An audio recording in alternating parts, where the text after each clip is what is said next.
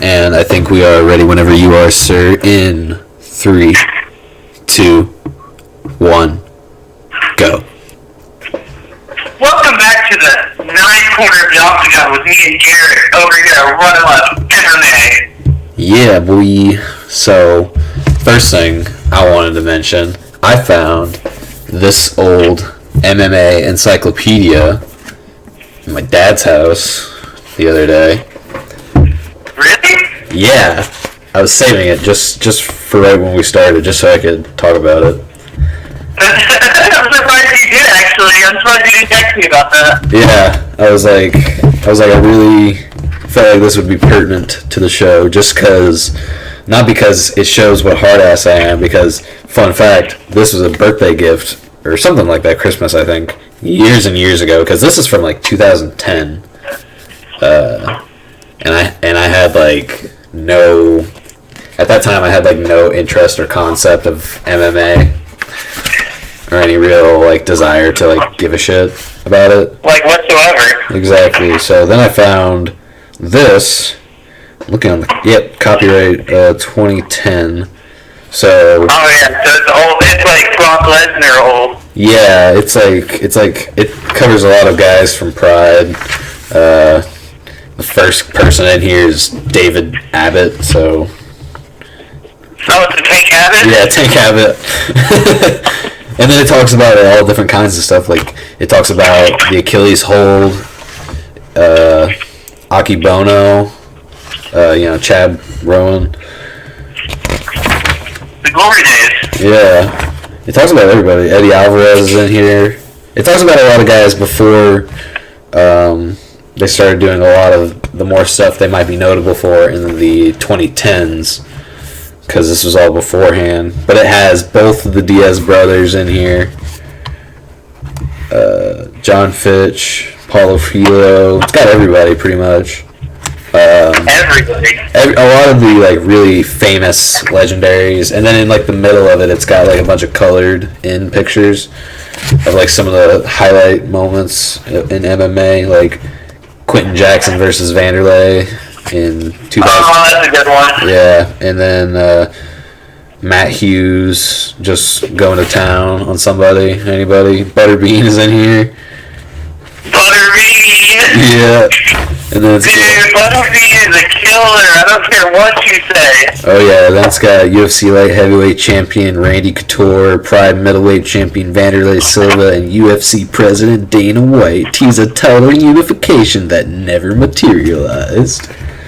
Oh my god, Dana White, always looking for a fight. Yep, you got your boy.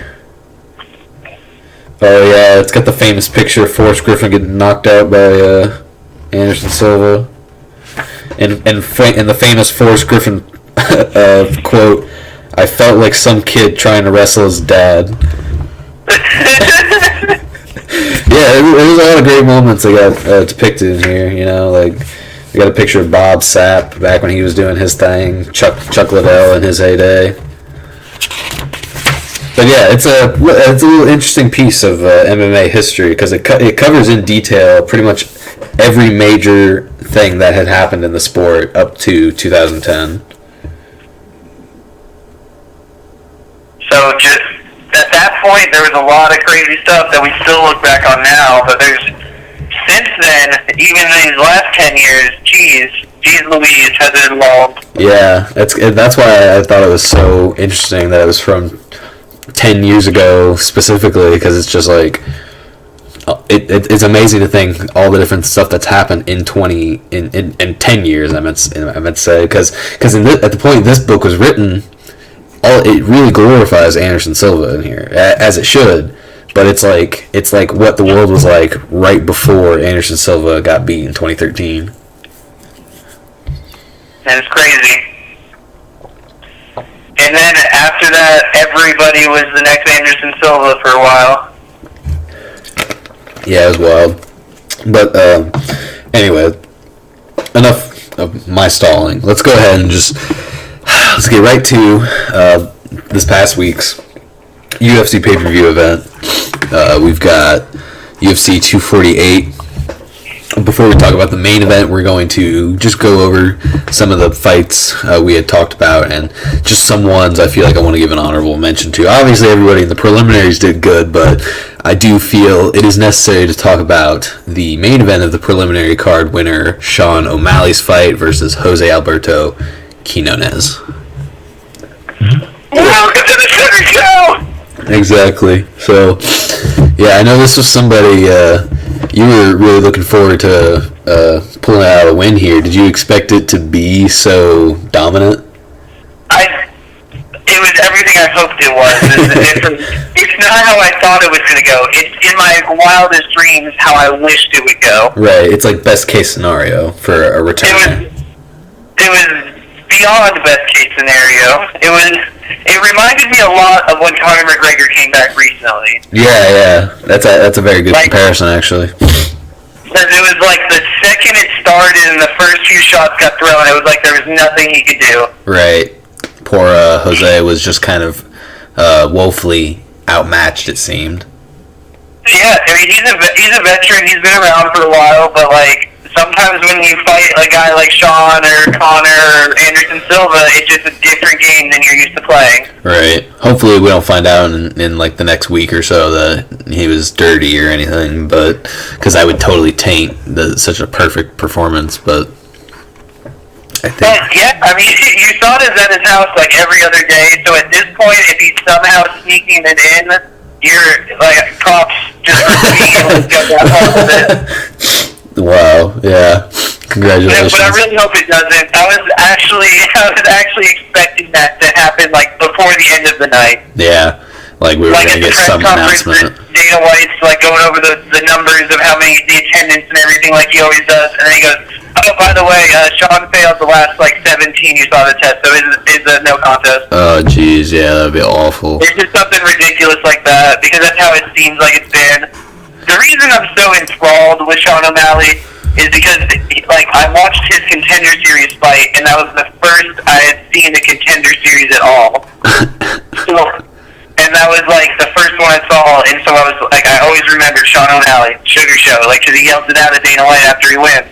Yeah. And I remember seeing that, and then he was, like, one of the first guys when I was new to the sport, and I'm not new to it, but when I was really getting into it, and I was just like, he was like the first guy I followed, like, in-depthly, and then watched his Joe Rogan podcast, which is amazing. He's just such a guy. Yeah.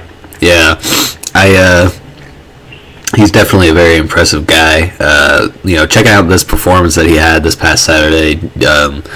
What kind of step up in competition do you think he's worthy of, just based on that performance alone? I'm pretty sure both of them aren't ranked yet. Yeah. Or at least they're like in the top 15. Okay. Yeah, I'm looking at the rankings right now. I don't think. They're not in here. Yeah, I was about to say I don't think either of them were in the top 10. So I don't think just yet he should get somebody in the top 10, but like somebody in the top 15 he should definitely be going against, or maybe number 10. Yeah, I was actually just checking out. Ranked number 14 is Marlon Vera. It's a veteran of the sport right there. I think if he's ranked 12. Oh, he's ranked 12 on your screen. No, it says who he's ranked 12. Oh, who's ranked 12? John Dotson. Ooh, that'd be a pretty good one. Yeah. I'd watch that. But yeah. I was also thinking, like, just bantamweights all together. Like, maybe if Uriah Faber wants to have one more, fight the Sugar Show, get a big name behind him. Really? That was just something I was thinking about earlier today when I was thinking about doing the show, to bring that up at some point. I mean, honestly, like, that wouldn't be so bad, honestly, because, like, that's, I mean, for someone like Sean O'Malley, that does nothing but help your career. Exactly, and Uriah Faber's like 1 foot in, 1 foot out right now, so yeah. And plus, why not fight another up-and-coming guy that, like, kind of has some clout behind his name? Yeah, that he has that bit of buzz, because he got flatlined against Peter Yan. That was such a good fight, though. I loved every minute of it. Oh, I it loved went it, a lot too. longer than I expected. Yeah, it was great. And then we were being After that first round, I thought he was done. teased a possible matchup between Jan and Cody Garbrandt, and I was actually thinking Garbrandt would not be such a terrible choice either if he gets active again. I didn't think about that either. I think Cody was scheduled but pulled out for some reason recently. Right. So honestly, like, I'm really anybody in the bantamweight division, Song Yadong, you know, really anybody in just like the top 15 alone, you know, like. Yeah, any of them would be a good match, and he could fight really soon because he didn't really take much damage, and he himself said it was too easy. Yeah. Yeah. That's what happens when you're just training for 2 years and you're still really young, and you know that you have a big opportunity in front of you, and you have to go out there, smash and prove everybody wrong that says you're like fucking using shit. But I don't know. And then maybe, I mean, there's even Cody Stamann wouldn't be such a bad. I mean, really, because Cody Stamann is only 18-2. You know, he's still on the up and up. You know, whenever he gets some footing. But really, Sean O'Malley, in terms of being ready for this next level of competition, I think he proved it. You know, I think he really did, because most of his fights have been like that. The last fight that he had went the distance, and he hurt his leg towards the end of it. But he was cracking that dude for 3 rounds before he got hurt his leg. Yeah. So that was I mean, and just the way he hurt his leg himself. It wasn't like he twisted his he like tore his ACL or something, but he did it by misplacing his foot. Ooh. And then the guy capitalized on it and started throwing heavy leg kicks and whatnot. But almost every fight he's been in some bad situations, but whenever it's him on the offensive, he crushes people. Right. Yeah, because that was just great. So that was Sean O'Malley in the preliminary main event. Now I just kind of want to go over real quick just some of the different stuff that went on during the main card. Just going over it real quick. The Alex Oliveira fight between Max Griffin, that was pretty good. Alex Oliveira really, stuck in there, did the best he could. I honestly, I forget this fight a little bit. I don't have much to say about it. I just know that Max Griffin got cut up a bunch is really what I remember. And it was just not necessarily dominant for Alex Oliveira. I feel like definitely round 2 or round 1 actually favored Max Griffin.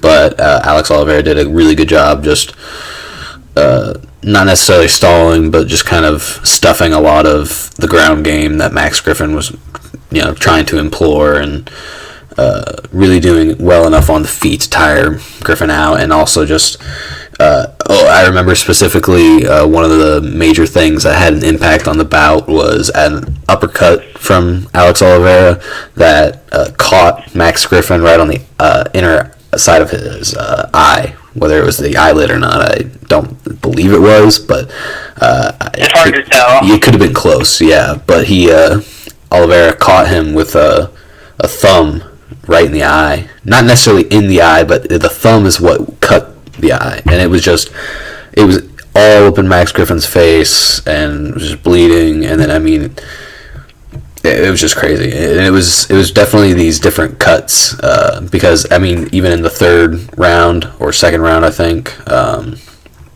Alex Oliveira had somehow managed to cut Max Griffin on, like, the crown of his skull. It was very bloody. It was wild. Yeah. Did you see that one? Yeah. Yeah, you saw the whole card, so. Yeah, I saw the 2 main fights all the way through, and then I I skipped through a little bit of some of the other ones. I forget exactly how much I watched of each of the other main event card, but I did watch the co-main event and main all the way through with no interruptions. Right. But I was a little bit I knew I could do those 2, but I was a little bit short on time, so I watched the other one, skipped a little bit whenever there was not that much action and whatnot. Yeah. Then there was another welterweight bout between Neil Magny and Li Jingliang. Sorry if I butcher that. But what was interesting about this fight was that Neil Magny was coming off of, I believe, a 2-year layoff period. 2 or 3 years, I believe. Yeah, missing out. And he came in and he pretty much dominated his opponent for the most part. His opponent, Lee, being he's a Chinese fighter, and what I find interesting about Chinese fighters now is that they kind of have that same stigma, almost similar to the Dagestan fighters, in that they're so unique, like it seems like all the Chinese fighters are just so strong and prodigious. It's like they're just made of something else. Yeah. It's kind of like whenever people compare Yoel Romero to other people, it's like they're just made out of a different material. Yeah, it was very interesting, and he really displayed that prodigiousness a lot in the early round, but Neil Magny was not rusty at all, coming from his layoff, and he was really able to put what was probably the best performance of his career out there this past Saturday. Really did a good job. Shout out to him. He's doing great. Good to see him back in doing whatever he can. Sorry. I gotta get these uhs out of my vocabulary, Yeah, we both do. We need to start reading dictionaries. Yeah. But I think he's doing pretty good after that much of a layoff, Yeah. So, that was... Because, like, Sean O'Malley had the same amount of time, but, sometimes when you're just younger, you bounce back faster. Yeah, true.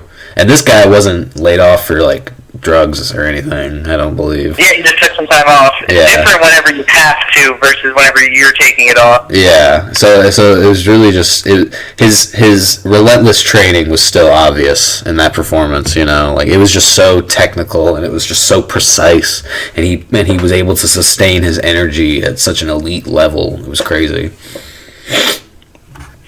And after that was a pretty amazing lightweight bout that up to that point in the night was going to be fight of the night. I'm pretty sure, because the fight I'm talking about is lightweight bout between Beneil Dariush and Drakkar Klose. Hope I'm pronouncing that right. I'm just going to call him Drakkar and Dariush. But this one was a pretty crazy fight because in the first round, Dariush sunk in a crazy standing. He wasn't standing, but he was on the back of Drakkar, who was standing, and had in a locked rear naked choke on at least 2 solid occasions, and almost sunk in. Yeah, and then Drakkar just fought through those, and I mean, like, it was just crazy what he was able to do and what he was able to really push out there, because, I mean, that takes so much stamina to be able to stand there, hold another human being, another 155 pounds up in the air, and fight them at the same time. It's amazing what some of these guys can do, and just some of the occasions, because, like, not every fight you can scramble with somebody or have a fight of the night, but whenever it does happen, like, you can tell that they were working exactly how they should have been for this opponent. Right. And then, unfortunately, the submission was ended by the end of the first round. And then going into the second round, it just got crazy, because then it just turned into a slugfest, and these guys were just, pitching back and forth and just swinging for the fences. I mean, like, these guys were going hard, and it got to a point where Dariush was rocked, stumbles backwards, exchanges with Drakkar. Drakkar stumbles, flies backwards, and the next thing you know, Dariush is all over the guy. He just unloads, he hits that next gear, and then Drakkar is out cold, and it's like the first knockout of the main card. I mean, like, it was just fight of the night material right there. Like, that was top tier, I gotta say. For sure. Yeah. Definitely good when you see, like, win or lose for either of those guys, that puts your name out there, and that shows you that you're not fucking around whenever you fight somebody. Right.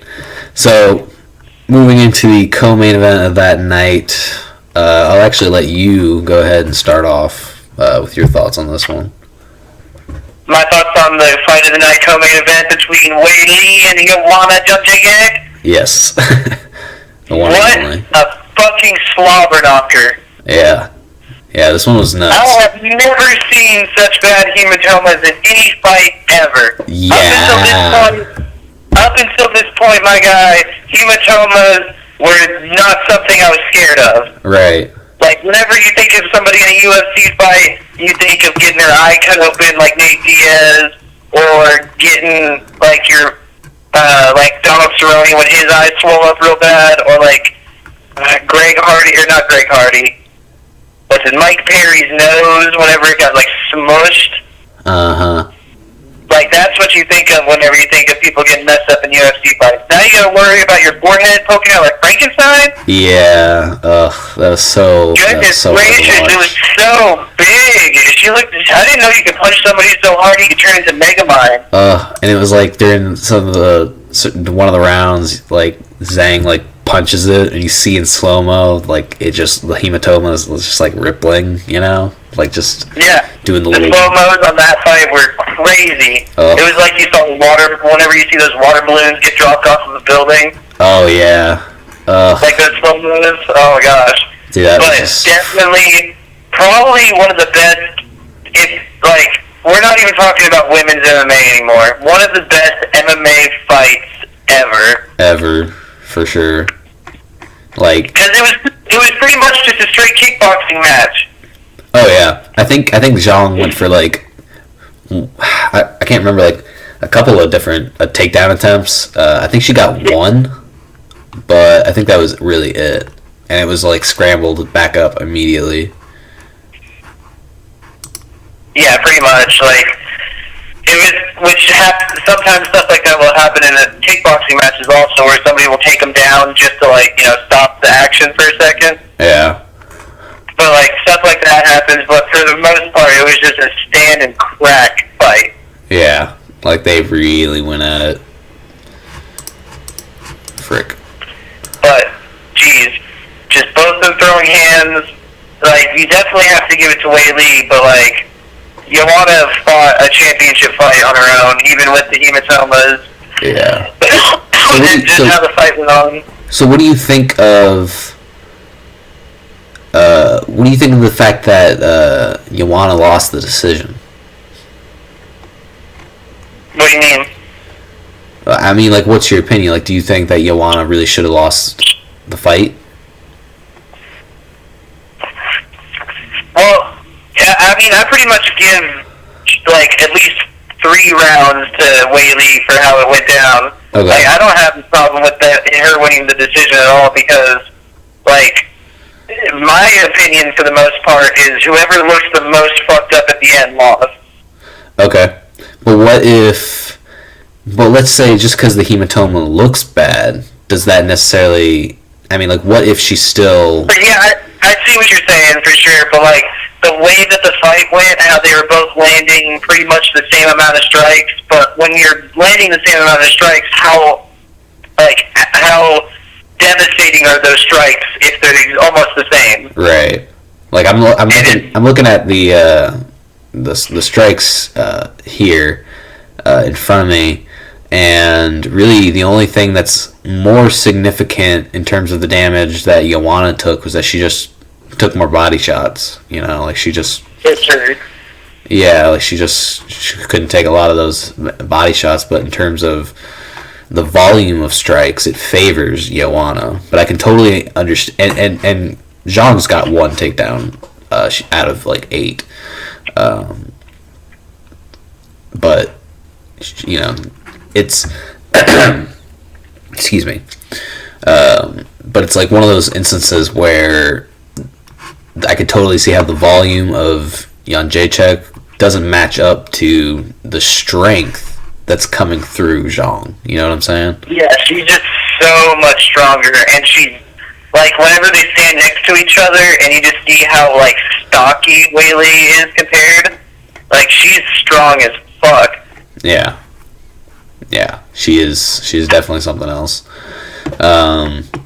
You've also got the fact that Zhang. One of the things that a lot of people were questioning was whether or not she was going to be able to go those championship rounds. But, she really kicked it into gear again right around the 4th round, Yeah, she was looking, towards the end of the 3rd, looking like she was getting a little bit more hurt, and I thought, oh, this is where Joanna's going to have to get on the bicycle and really, go at it and show her, what 5 rounds is like, and then Weili turned it back on immediately. Yeah, it was, and plus, I thought she was going to get her. Yeah, and I thought Joanna, towards the 4th or 5th, might just turn it up to 100, and she's not ready for it because she hasn't fought 5 rounds before, but she proved me wrong. Yeah, and plus by the end of the fight, it wasn't just the fact that Joanna had a hematoma. I mean, she had, I'm almost positive she had a broken nose to an extent because her nose was crooked off to the side. Yes, they both had to go to the hospital. Yeah, Did you read about that? I didn't read about what it was at the hospital they were getting, checked. So I'm not up to date on that. There was a story. There was an interview that Weili gave about they were in the same room at the hospital afterwards. Oh yeah. So Weili said that she told her they had a curtain in between them, but they were in the same room. How hospitals have 2 beds. Yeah. So they were in the same room, but there's a curtain in between them, and so they were kind of talking, but since the language barrier is so far, because Polish and Chinese, and then English is where they meet in the middle, kind of. Yeah. So there wasn't a lot they could say that Weili could express to her in just English, and so they were kind of talking, but Joanna was just crying her eyes out the entire time. Oh. And Weili said, before the fight, I hated her. Couldn't even say that I respected her. But after the fight and after the moment we had in the hospital, she respects the fuck out of her. And the last thing that Joanna said before Weili left to do her exams and whatnot, she was just you're the champ. You got to keep fighting because they're going to keep coming. Yeah. And you're just that is some warrior stuff right there. Oh, it is. That's so nice to hear that after all the bad blood they shared, that they really... I love that more than anything. Yeah, that's just so nice. And plus it's the passing of wisdom from one former champion to the current champion. Right. I love that. That's I don't know, that'd be like Peter Parker, passing something on to his daughter, Right, or how in the new Spider-Verse, he passes it to Marlon Rao. Exactly, yeah. It's amazing hearing something come from someone who's such a veteran and is such an accomplished figure, in her, not just her division, but in women's MMA in general, I'd say, was able to, fight one of the greatest fights, I've probably seen all year. And then have that moment afterwards. Exactly, that's just so legendary. That is the kind of stuff I'm talking about. That's not in this book, this encyclopedia. It's just not there yet. It will be in the next edition 10 years after that one. I guarantee you, as soon as that fight happens, somebody put that in an encyclopedia. Said this is history. For sure. This is history now. This is cemented. This is solid. Kind of off topic, but still on topic, kind of. Moments like that should definitely be in the encyclopedia, but if the moments between Kamaru Usman and Tyron Woodley's grandma or mother, I don't remember which, is not in an encyclopedia or a history book about MMA, it definitely should be. Oh my god. Do you know what I'm talking about? Kamaru Usman and who? And Tyron Woodley's, I believe it was his mom. Oh, where she went up to Usman after the fight and was like, "You're the champion now. It's all right, baby." That moment makes me tear up. It's moments like that just make me appreciate, the sport even more. Yeah, it's those are those big payoff moments that all the blood, sweat, and tears, winning the championship, everything. Those are the moments that really define and show you what the sport's actually about. Yeah. And you can watch it from as a football game or something, or a boxing match, or anything. But just if you're just watching it from the outside and you're not like going deep into it, you don't see those moments, or like those football stories, or like those college moments and stuff like that. Exactly, dude. Like, he's just... it's stuff like that. It really does get to me too. You know, it's just so incredible. It's so amazing. I think I'm so thankful for moments like that all the time. But anyway, let's go ahead and move on to the main event of said card. You know what I'm talking about now. Alright, I'm going to stand still for 30 seconds. You're going to stand still for 30 seconds? Come on now. Yeah, I'm imitating. Come on now. I'm just kidding. Why you do I just these? wanted to say it as a joke. It hit so close to home though. Did it? Oh, I'm ached. But let's do this. Let's get into this. All right. Show me what the heck? What is it? That's what I'm looking for. Okay, so show me why is it only including... That's what I'm looking for. You can get it, bud. Yeah, okay. So, anyway, I got the fight pulled up right in front of me. So, basically what's going to happen here is... I feel like I should let you do this, because my mind's a little scrambled when I think about this whole series of events. So, just... whatever you have to say. Just let it happen. Whatever I have to say? Whatever you have to say. Just let it flow. So, you know how sometimes style matches up perfectly whenever you fight two different distinct styles of fighting? Yes. This was not one of those times. This is not one of those times. But that happens. We've seen fights not be that exciting, but still have, like, impact, per se. Right, okay. So this one, it had moments where it went off for a second, and then it stopped. Yes, I will agree with that. And it's really not either of their faults the way that it happened. Because they both were doing the same thing is the problem.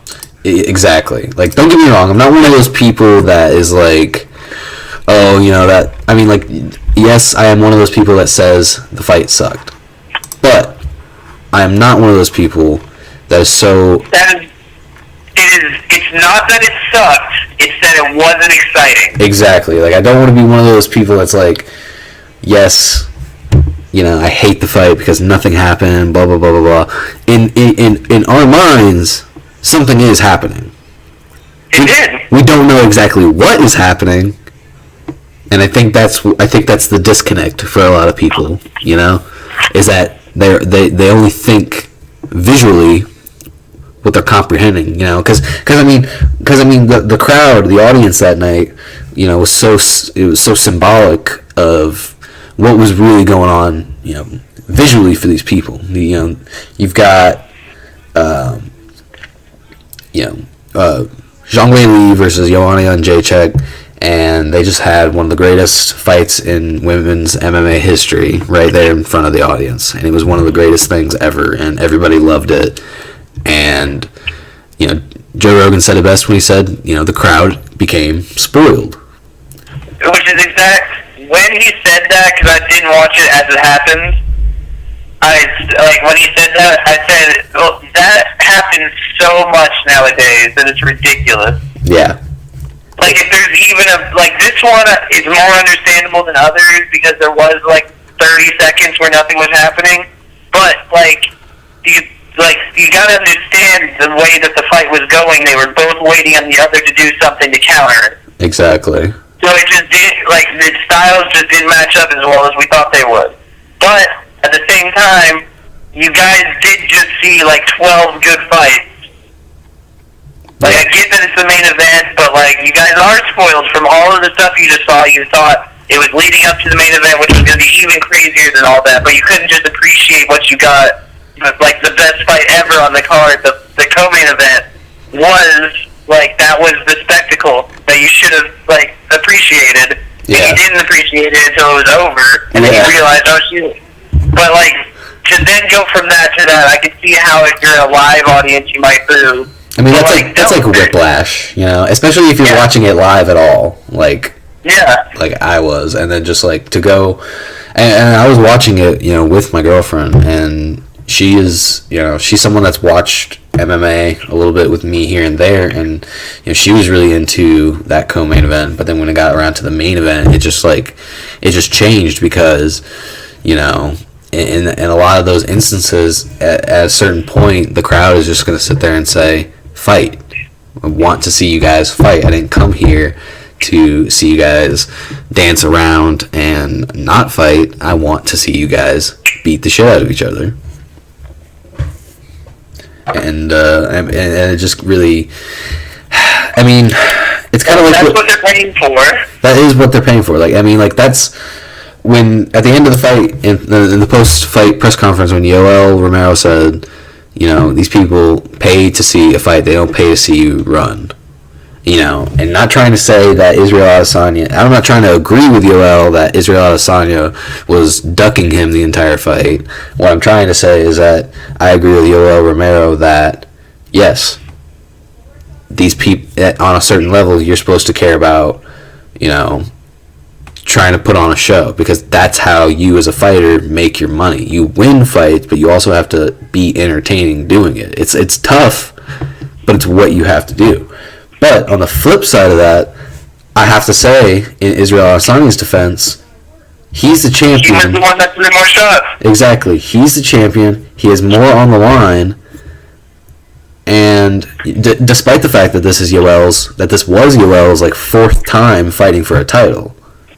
It was his least exciting of all of the fights that he's had fighting for the title. Exactly. I was telling. Arguably, I'll bring it up every time. Yoel won those Robert Whittaker fights.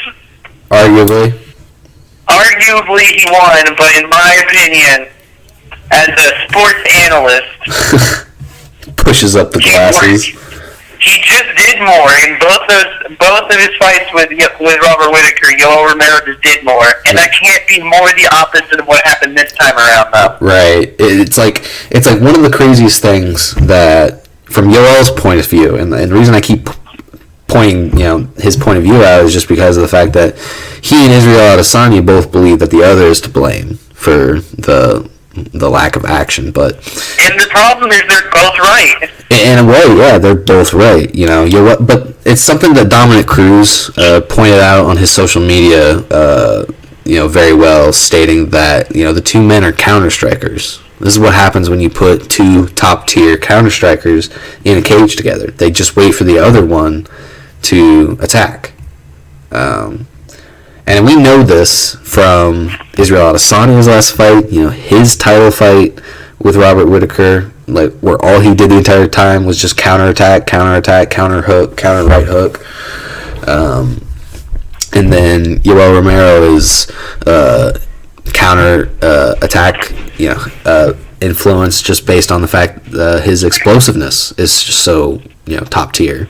The fact that he can just explode on you in an instance, and we even saw in his fight with Adesanya that same level of explosiveness that people have been hyping up and really just gassing up the entire time leading into the fight.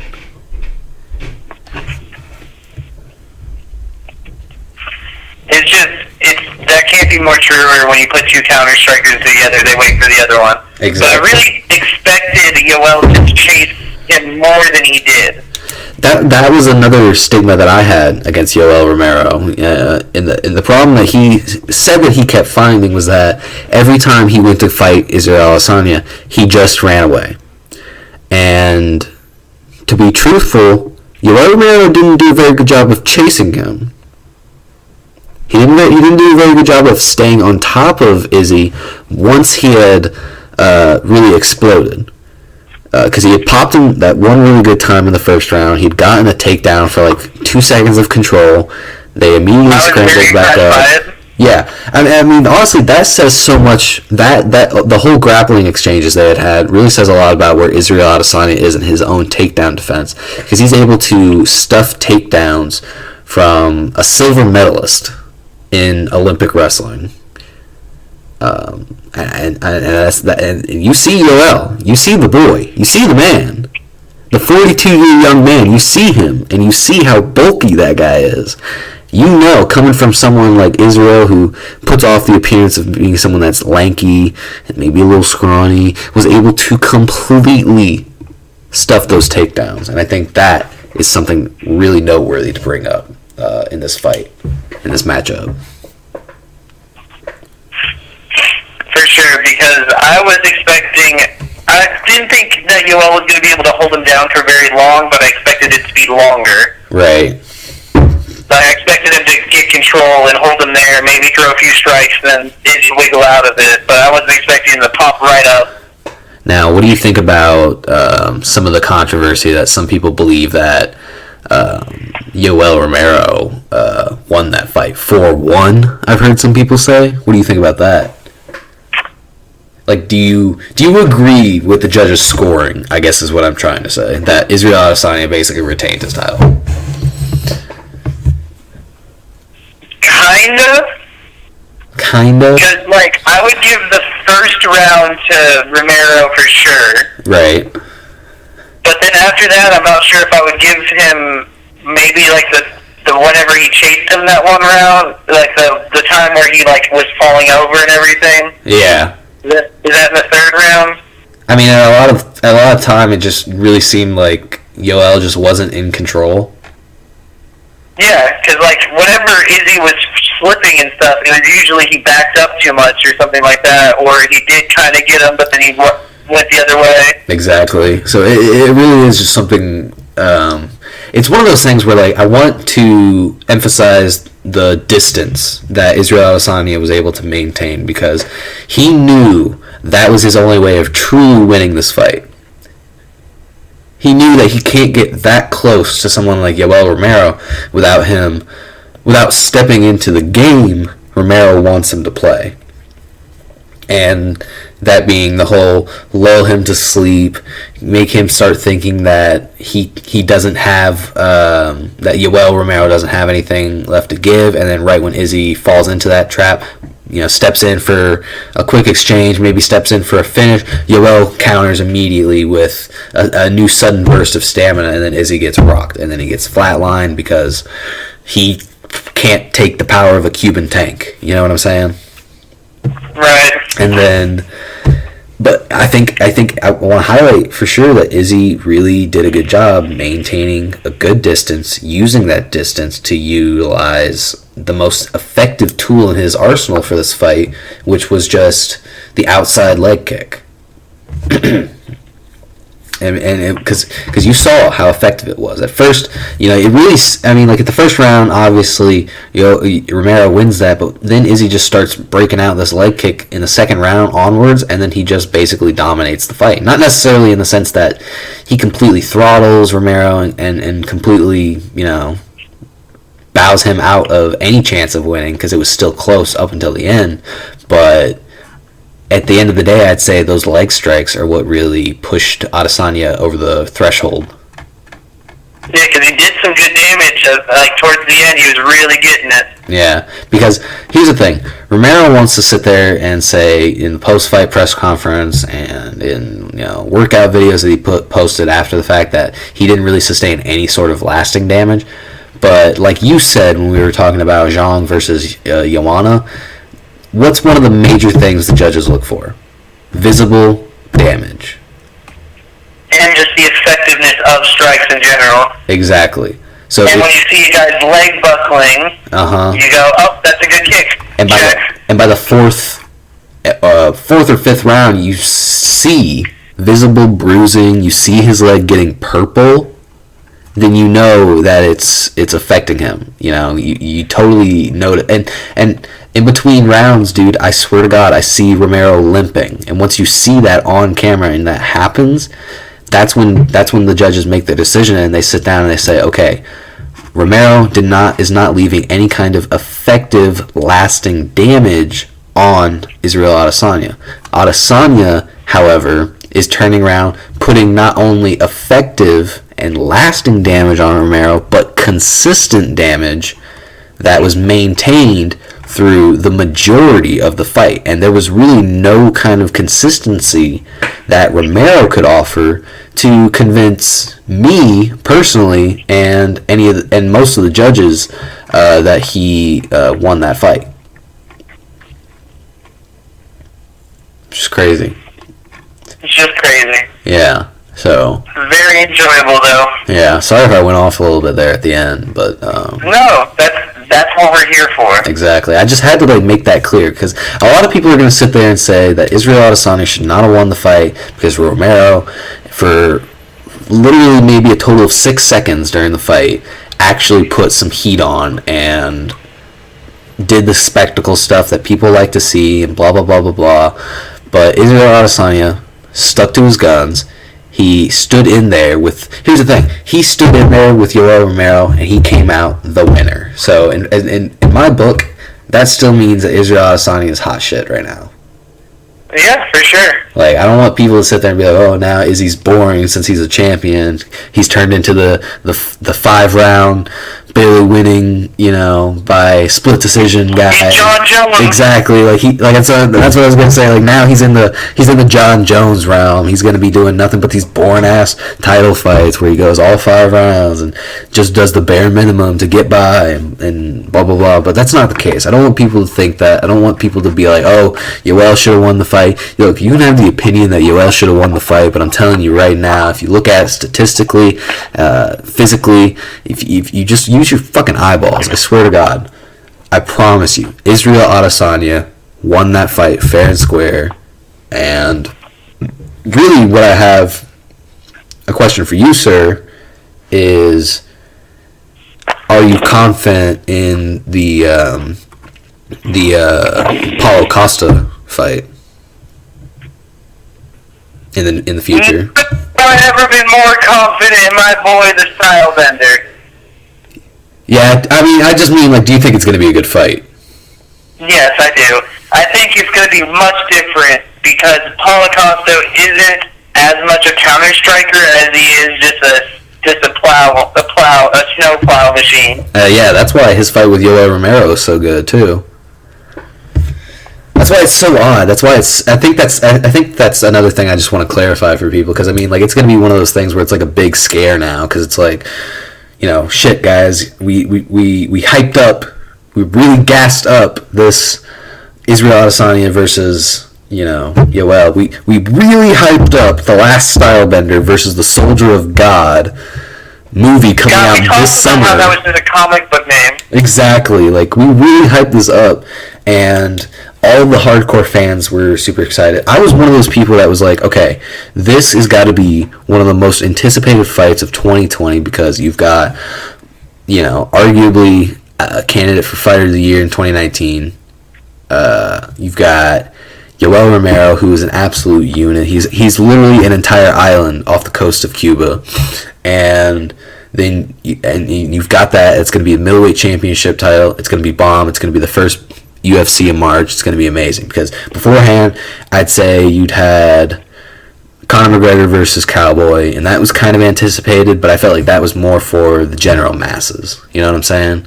Everybody was excited for it, but that was more for the casuals also to really get them roped in because it's Conor McGregor. Win, lose, or draw, you knew what was going to happen, and you were going to be okay with it. And then you have John Jones versus Dominic Reyes, and while it ends up being a great fight, it wasn't highly anticipated. A lot of people were focusing on stuff that was happening that was likely going to happen after the fight. So not even really, focused on the fight itself, but there were so many other things going on in the background that were kind of taking the shine away from it until it ended up being one of the best fights of the year so far. And then you get around to this fight, and everybody's hyping it up. Everybody's gassing it up. It's going to be so cool. Oh, my God, Yoel Romero does a backflip on stage. Holy crap, oh, my God. Israel Adesanya. You got to hype up a fight either way, though. Exactly, but I'm just saying that, You got to literally selling a product, so you have to hype it up. No, I'm saying, yeah, do all that stuff. Because, they're doing all the same stuff with McGregor, John Jones and stuff. I'm just saying that, like, on a deeper level, people that were already in the know, people that were above average casual fans, were really looking at this fight as something special. Definitely. And it wasn't until I saw them doing their thing that I realized, oh shit, they're both trying to counter each other, but neither one. It's like it's literal, the best definition of a stalemate. Exactly. And so it was very interesting. That's really all I guess I have left to say about it. Like, I'm not, like, mad. I'm not really disappointed. Not at all. I can see why other people that paid $50 would be upset. Yeah, I can see why it would probably upset you. Or however much the tickets were. I can see why people would be upset, but I myself am not. I thought it was still a good fight. Yeah. It was a slow, not eventful fight, it's but a chess match. Not every single one is going to be a crazy Jorge Masvidal 5-second knockout. Exactly. It's like, it's a chess match. It's got to have some kind of level of strategy in it. Because Israel Adesanya goes in the first round and gets clocked like that. He's got to think to himself, well, I don't want to do that again. You know? That's the first thing he thought. Like, oh, geez, I definitely don't want to do that again. So, I just got hit by a cinder block. Might as well leg kick it. Yeah, right? Like, just get out of Dodge, you know? But yeah, so, I mean, that's really, I guess that's all I have really left to say about that. So, let's go ahead and you want to just talk about next week real quick? Really, all I have to talk about for next week is just talking about Damian Maia versus Gilbert Burns in the co-main, and Kevin Lee versus Charles Oliveira. Damian Maia is such a dude. How many fucking rear naked chokes do you have to get? Oh, I know, right? This guy is an animal. Like, how many, are you going for 50? Because you're going to get there eventually. Yeah, right.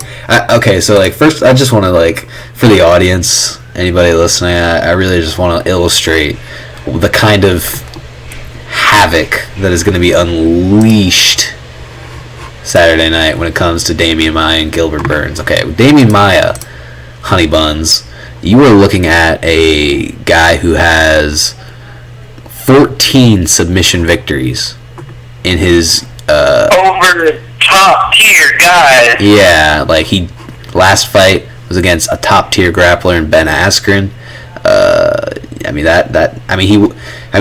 He's fought and beaten Jorge Masvidal in the past, who's top tier striker. You got Carlos Condit, Matt Brown.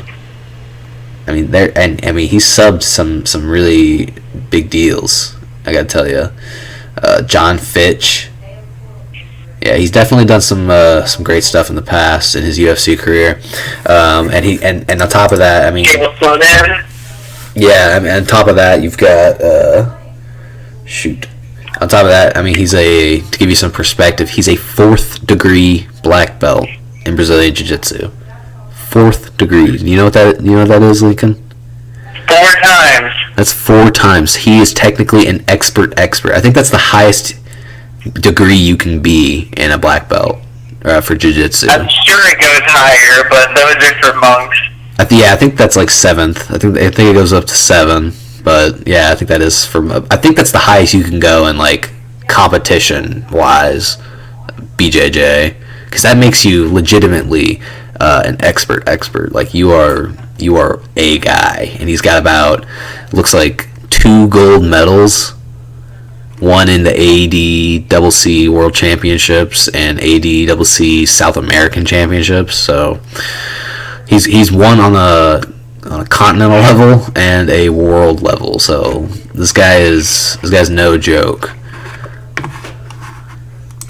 And then he is probably the best submission specialist on the roster as of right now. Yeah, well, then you've got your boy Gilbert Burns. I'm feeling the burn, though, you know what I'm saying? Yeah, your boy here, he's got to give y'all some perspective on this man, we've got, he's trained in Muay Thai also, but his main thing is going to be Jiu-Jitsu also, because you're looking at someone who's a 2nd degree black belt. I think that is just a master expert. I forget what the ranking is, but it goes expert, master expert, I think. something else expert, and then expert for 4th degree. But he's a 2nd degree, so he's still no joke. He's still no joke. And he's also a 4-time, count 'em, 4-time world BJJ champion. 1, 2, 3, 4, I counted. Exactly. 2010, 2011, 2013, 2010 again. He is a gold medalist in BJJ tournaments and championships. I mean, this guy is something else. So it's kind of one of these interesting scenarios. You know, you got Damian Maia, 4th degree. You got Gilbert Burns, 2nd degree black belt. Damian Maia, 2-time championship holder, and Gilbert Burns, 4-time champion. It's crazy. The amount of accolades behind these gentlemen. It's wild. It's absolutely insane. And I think it's going to be great. I get so excited now when I look forward to matches that I think are going to be all grappling. Me too. I love it. I love seeing scrambles. It's one of my favorite things ever. Yeah. It should be good. It's not necessarily somebody getting somebody into a position and like choking them out right away. I like when they go from like he's got his back and then he scrambles and now he's got the other guy's back and now it scrambles again and they're going for ankle lock. Like it's just it's so interesting to see what their minds see at that moment as it's going. Yeah, because at that point it is a true chess match. It's just that's when it's really you go from checkers to chess. Yeah, because that's like you're looking at 2 guys that are experts in their field of martial arts, and they're really going to go at each other with everything they've got. But what's so crazy is that Gilbert Burns, because of his training in Muay Thai, I assume, is giving him kind of that advantage in striking that usually seems to come out when you've got somebody that's a great grappler, but has also got some striking to their name. He leads 5 TKO KOs on his record to a measly 3. I'm just kidding. To Damian Maia's, but I mean, like that difference is notable. That's still there. That's something to keep in the back of our minds. Does Gilbert Burns want to go to the ground with a 4th degree black belt? We could be seeing a repeat of Colby Covington versus Kamaru Usman, where we assume it's going to be a grappling match to an extent, but they just kept and then a straight kickboxing match. Exactly like how Joanna and Weili went. Yeah. So I think Colby Covington and Kamaru Usman is the best example because I thought that they were both going to be pushing for takedowns and it was going to be a lot of comparable to Tyron Woodley versus Kamaru Usman, exactly. Where it was a lot of against the cage smashing and then takedowns. Exactly. Yeah. I mean, those guys were Covington and Usman were 2 collegiate champions, basically. Or medalists at the very least. I know I think they both competed in their separate tournaments and respectively won each of them. I believe it was 2 for Usman, 1 for Covington, but I can't remember off the top of my head. But that's like the perfect example. So I wouldn't be surprised if we saw a repeat of that in the Damian Maia Gilbert Burns exchange. And that kind of happened the last time Damian Maia fought Ben Askren. There was a lot more striking than everybody thought there would be. Right, before he finally got around to submitting him, yeah. Yeah. So, anything else you have left to say about GB versus DM? No, I think that covers it. Now moving on. Yeah. To Oliveira versus Kevin Lee. First off, I just want to say, Kevin Lee, you stupid asshole, you missed weight by 2.5 pounds. Did he? Yes. Jackass. Yes. So if he had staff like every fight, now he gotta fucking miss weight. Dude, come on, 2.5 pounds? He didn't even try. Jeez, he could have gone it with Joe Rogan for an hour and cut it. So now it's like it doesn't matter how many times we talk about it. if he wins, it's not like it matters anyway. It'll still be cool, but it won't mean anything. No, I mean shit. Like Kevin Lee coming off of that crazy knockout, though. Yeah. Now here's the thing. That's one of the most beautiful right hand, left leg combos ever. Yeah. Oh my god. And then it was just crazy, like how Gillespie just stiffened up on that because it was like his face churned in pain. He literally timber fell. Yeah, the right side of his face just churned up. Do what? It looked like he had a stroke. Yeah, like, it literally just. Because there's like one eye was open and the other one was like squinted. Yeah, dude, it was nasty, but yeah. So this is gonna be a pretty interesting matchup, regardless, because I mean it's another one of those fights where it doesn't do anything but help Charles Oliveira. Excuse me. Because, I mean, that guy, we talk about a jiu-jitsu specialist.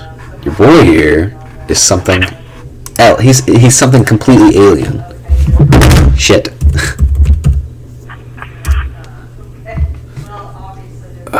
There we go. Sorry.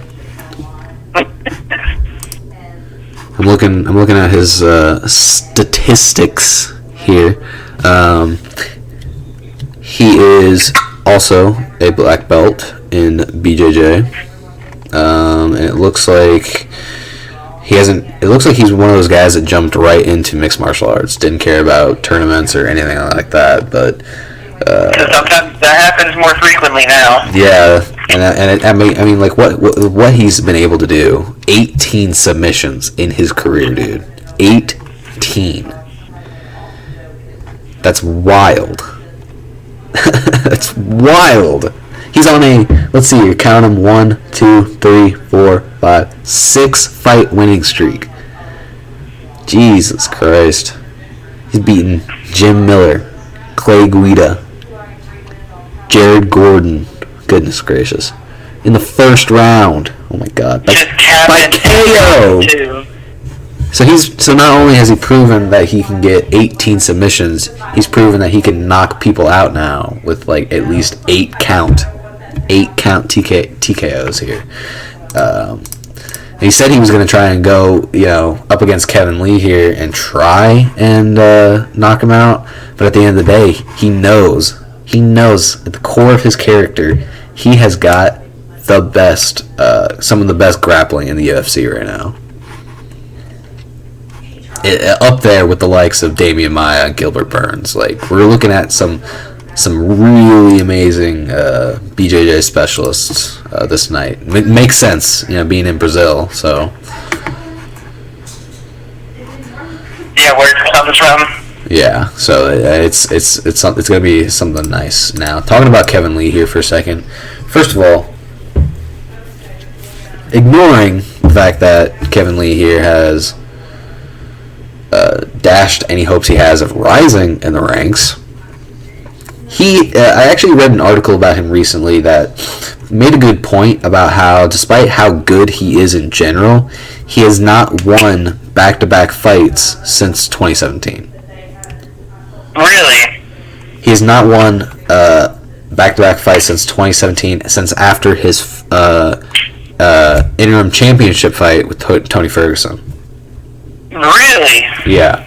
So it went... That's surprising, actually. I didn't think it was like that. But yeah, whenever he... Yeah. Yeah, whenever Kevin Lee gets on a tear, something happens, or he's just not in it, and he gets messed up. Funny enough, after the Tony Ferguson fight, the only other fight where he missed weight was against Edson Barboza, his very next fight. So this is the second time he's missed weight in his career. But he won that fight, and then went on to fight Ali Quinta and lost. Then went on to fight Rafael dos Anjos in welterweight, lost. Came back down to lightweight and just had that crazy ass knockout against Gregor Gillespie. So I was expecting Gillespie to win that one too. Yeah, I mean, it was very interesting. Like Kevin Lee, I remember. I think I just recently rewatched that. That was he was very smart. He's a very smart fighter, because he went up against that guy who was known for his wrestling ability with a very low stance. I remember that right off the bat. It was just how low he made his stance, how low he was able to and then Gillespie was like already adjusting to how low his stance was, and that's when it started to pick up. Yeah, that's when we've seen, it's something that I feel like was never really prevalent that much in the man's career. He has more submission victories, and he didn't really start getting KOs until he joined the UFC. Roughly even up to a year afterwards, and then he was on something close to he only lost like one out of close to like 10 fights going into the UFC. Fought Tony Ferguson, got absolutely destroyed, and then for the rest is history. I mean, we're looking at it right now, but it's going to be interesting. I'm really interested to see what he can do here, because here's the thing. He's ranked higher than Charles Oliveira right now, so even if he wins and nothing happens, he doesn't lose anything. So yeah, right. So really, it just becomes a matter of what is a possible hindrance for Kevin Lee going into this fight, because his striking has been noticeably greater, in the day, and we've got Charles Oliveira and his grappling.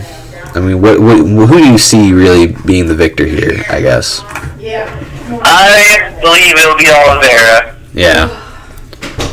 That's just where I'm going with it, but Kevin Lee has had a different look in his eye the past few weeks and after the Gillespie fight. You think so? So it's possible he's just on a different level of intensity in his own mind and with himself. So it's possible he could get a crazy victory again, but Charles Oliveira he's got some mad Damian Maia choke out, rear naked choke skills. Oh god, yeah, his shit is so tight, and hopefully we're not looking at another instance of Corey Anderson versus Blachowicz. And hopefully that look in Kevin Lee's eye is not a level of intensity where he feels like he should be fighting higher ranked opponents. If you feel like he should at least be fighting people in the top 10 at the very least. That kind of feeling of like, oh, I should be fighting like better opponents. For sure. Yeah, so, I mean, oh man, I'm looking at the lightweight rankings right now, and dude, it is fresh. It is some freshness right now. I love it. I'm looking at Dan Hooker at number 5. Paul Felder at 7. Dude, rematch between Kevin Lee and Paul Felder. It'd be pretty spectacular, to say the least. Right. I think I'm going to actually go...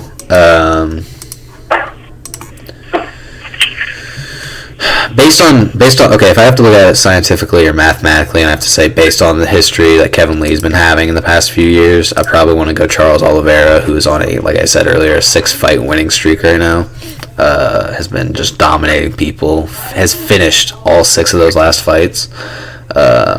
He finishes most fights, I should say. I think. Yeah, for the most part, he does finish almost every fight he's in. I think, if I'm looking at this correctly, dude, he only has 3 decision victories to his name at a career of 36 fights. That's pretty insane. It is pretty insane. Yeah. So. And he's got I watched recently because, whenever you like UFC, they'll have videos of whoever's fighting next, all their top finishes. Yeah. So I watched all of his top finishes, and most of them is most of them are just rear naked chokes, the same as Damian Maia. Oh, yeah. Yeah. I think if I have to say, so that's my decision mathematically, scientifically, logically, and I guess really, I don't know why, but I see so much more potential and skill in Kevin Lee over the course of time that I honestly would like to see him win. Just because I really do love where things are in the rankings right now for lightweight. But that's the thing, the rankings always are changing. Exactly, yeah. I mean, Charles Oliveira, depending on his performance, should get bumped up no matter what. So I'm just excited. So that's going to be a good one. I think, I think we can go ahead and begin to wrap things up if you have any final thoughts on all the stuff we've covered tonight. No, I think we pretty much went over everything that I wanted to, unless I'm forgetting something. God, I hope I'm not forgetting anything. Me either, but fight of the night, Joanna Jędrzejczyk and Wei Li Zhang are doing amazing. Yes, keep it up. Who do you think would be a good fight for Zhang now? A lot of people are saying Rose. What do you think? I would love to see that. Yeah. I've always been a huge fan of Rose, and if anybody can take out this shiny, destructive monster of a woman, I think it might be her. But I don't think she's gonna fight again. Well, what do you think about the possible teasing between Shevchenko and Zhang? So what? Like how after the title fight with Wei Li Zhang on Saturday, Shevchenko took to Ariel Helwani's MMA show, and they didn't tease it as in like it's going to happen. It was more just kind of like speculating on what a fight between Shevchenko and Wei Li would be like. Oh, I did not see that. Yeah, I'll have to look into that. But it was a pretty interesting segment. But I'm just asking, like, what just based on the concept, what do you think? Do you think it could be something that would be necessary even in the future? Possibly necessary. Okay. But it's just one of those fights that you want to see as a fan. Yeah. Yeah, because right now, I don't think either one of these people are going to be able to dethrone Amanda Nunes right now. I don't think anybody is until like next year, maybe. Yeah, but I mean, honestly, dude, any fight within their own division, I'm still looking forward to. Rematch with Jessica Andrade could be coming Zhang's way. Tatiana Suarez is another option in the near future. We'll just have to see. So, if you're good to go, dude, I think we can go ahead and sign off here. All right. Well, this has been the Ninth Corner on Run Amok Films MMA. Yeah. All right. Thanks again for coming by, dude. All right. Bye, guys.